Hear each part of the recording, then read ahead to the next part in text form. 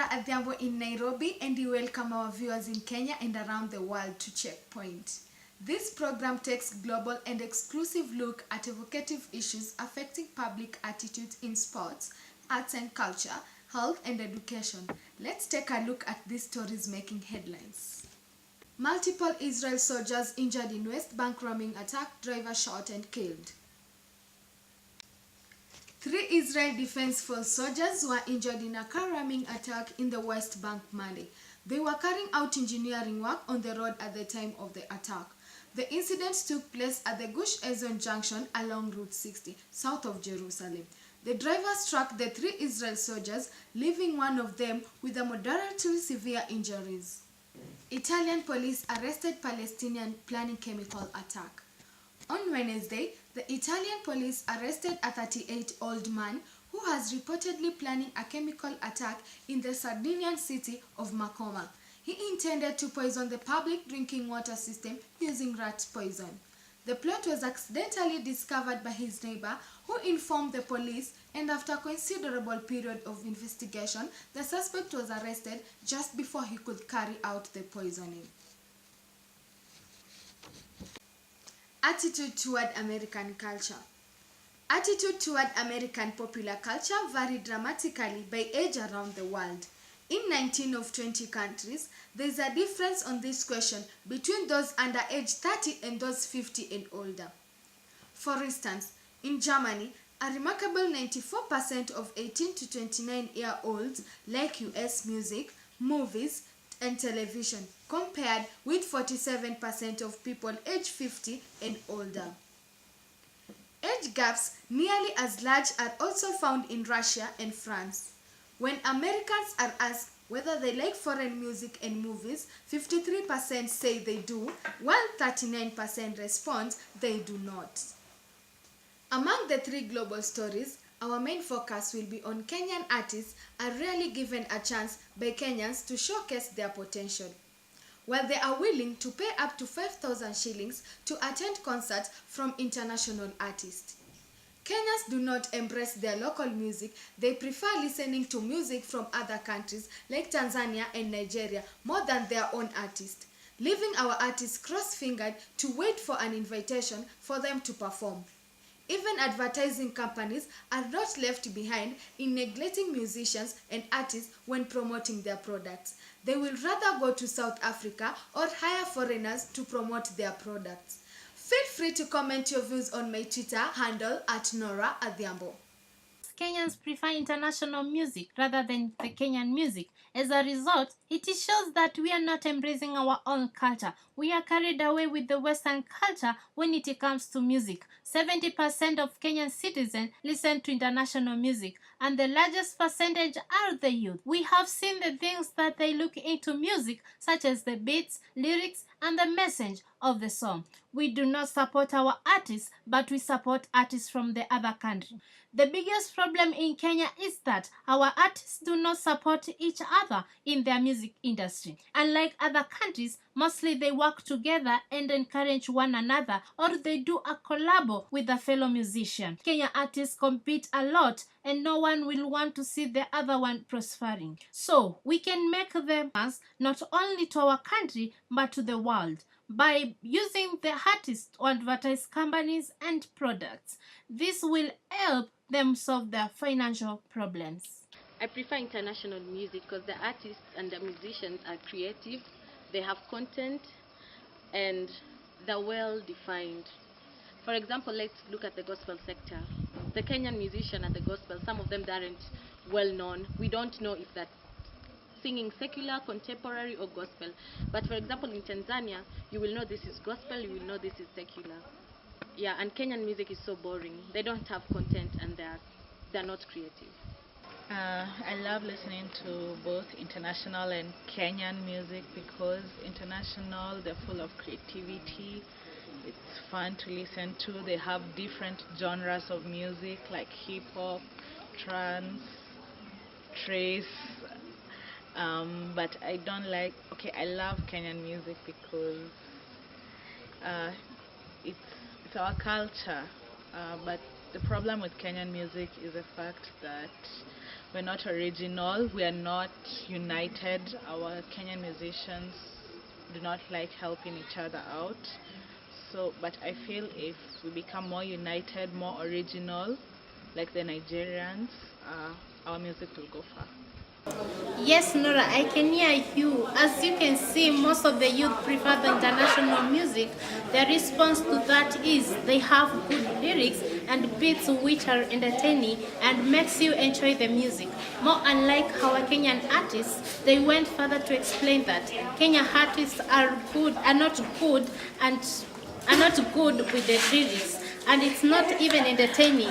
Some music is even much boring, of which when they compare with our own music and the international one, they would rather pay huge amount of money to go and watch international artists performing to a concert rather than our own musician here in Kenya.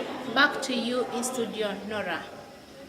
Let me read one of the comments from our viewers. At Agnes Muia is saying that the problem with our Kenyan artists, they don't have unity. Each and every musician is on his or her own. They do not encourage each other like Tanzanian artists. This way, they end up doing mistakes.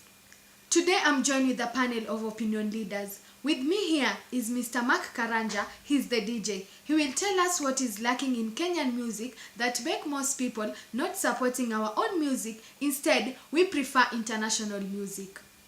I'm also joined with Angela Mwanzia, who is the event organizer of music industry. She's going to explain what she thinks can be done to change this attitude towards Kenyan music. Lastly, we have Dixon Sawankio, who is known as Adifete. He's a gospel musician artist. He will tell us the difference between Kenyan artists and international artists. Thank you for having me, Norah. So, in my view, as a DJ and someone who is very passionate about sound, I feel like what is lacking in the Kenyan music scene or in the Kenyan music industry is one simple thing: Kenyans do not invest in themselves. We always try and copy what other guys are doing, what other artists from different parts of Africa and the world are doing. We forget that we have our own authenticity, our own culture that we don't speak about. So that now translates to a lot of things. It translates to the quality of videos we produce, the quality audios we produce. Not like they're not artists who do that, but majority don't go the way of making professional and actually, producing fashion. So of course, there's no way Kenyans will associate themselves with bad quality sound, bad quality videos.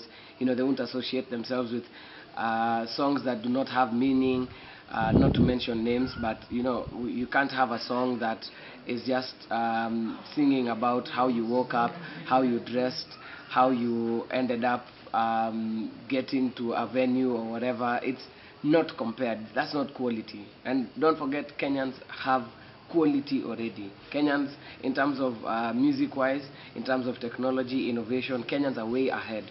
So when you're still doing the usual things, Kenyans are growing. The audience is growing. It's growing to different music. It's warming up. So there's definitely going to be a problem. So I think if Kenyans invested in themselves, I think it would not be speaking about Kenyans not listening to their own music. Thank you so much, Nora, for having me. So what I can say about Kenyan artists is that I feel that they lack originality. And in terms of originality, I'm talking about the content, the message. Most Kenyan artists, their lyrics are geared towards sex, money, or women, and that is not what Kenyan music is all about. If you take an example of people like Sauti Sol have a very good message, and that is why their music is being embraced by Kenyans and all over the world.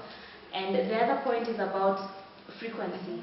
The frequency at which Kenyan artists are producing music is very minimal, in terms of an artist in Kenya can produce a song in a period of, like one song in a period of like 5 months, and then another one. You see, within those 5 months, what are Kenyans listening? What are Kenyans feeding or consuming?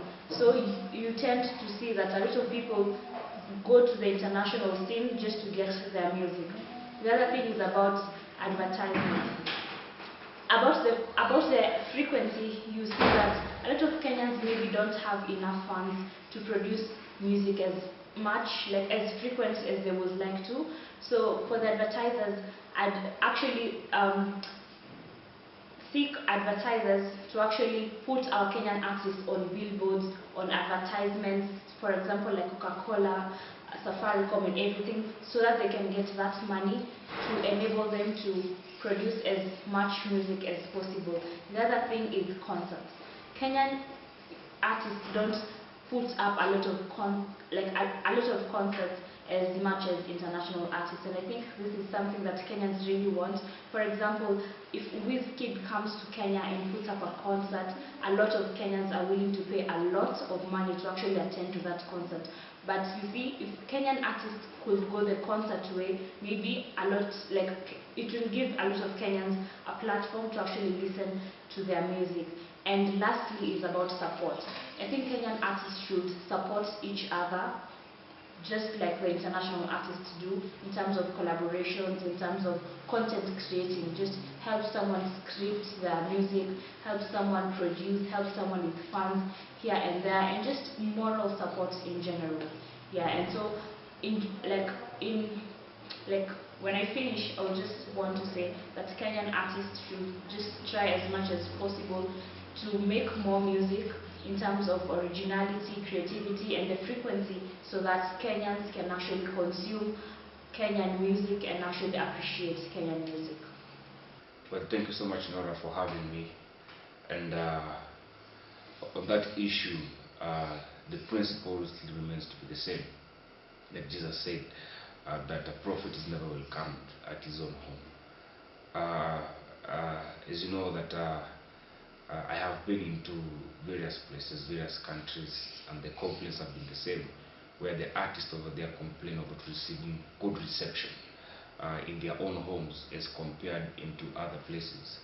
Well, when you I've gone to perform to Zambia, the reception has been good. It was awesome. The reception I've never received in Kenya. When you go to South Africa, the same happens. People who I've talked to people who have gone to the UK, to the States, to Mexico, to Italy, they receive a big reception compared to what is done in Kenya. And so I think that should not be a basis of, of criticizing so much the Kenyan industry. But at the same time, Kenya has a fault, the Kenyan media has a fault, because what happens is that the Kenyan media focuses a lot on playing Nigerian and South African music too much than compared to Kenyan local music. Therefore, which means that Kenyan local music, whether secular or gospel, receives a lesser reception, and people don't take it as much serious as it's supposed to be taken. So that has been the issue. So I think the Kenyan media, the radio station should give a better reception. The corporate people, the event organizers, to form a good image of of the artist, and at the same time the artists are also failing themselves, because you see, branding is a good issue, because the difference between a Kenyan artist and a state artist is how they brand themselves, how they carry out themselves. Because don't expect people to value you more than you value yourself. So how you carry yourself, how you value yourself is how people will take you. So branding is a very, very major theme of an artist that I think Kenyan artists should major in. Let me take a look at some of your comments on social media. At Neema Atieno says that our artists are very good and they sing with a lot of passion, of which when I listen to their music, I feel good and relaxed. We should come together and support our own artists instead of wasting time enjoying music that we do not even understand the lyrics. I have read all your opinions, and it's a good thing to see the way we are advising our artists on what they should do and what they shouldn't do. I encourage all of you to continue supporting our artists and advertising their music on our social media platforms for more viewers. By doing this, we will give them confidence for them to do better. This brings us to the end of Checkpoint. Thank you all for watching. You can continue with the conversation online through my Twitter handle at Norah Adhiambo.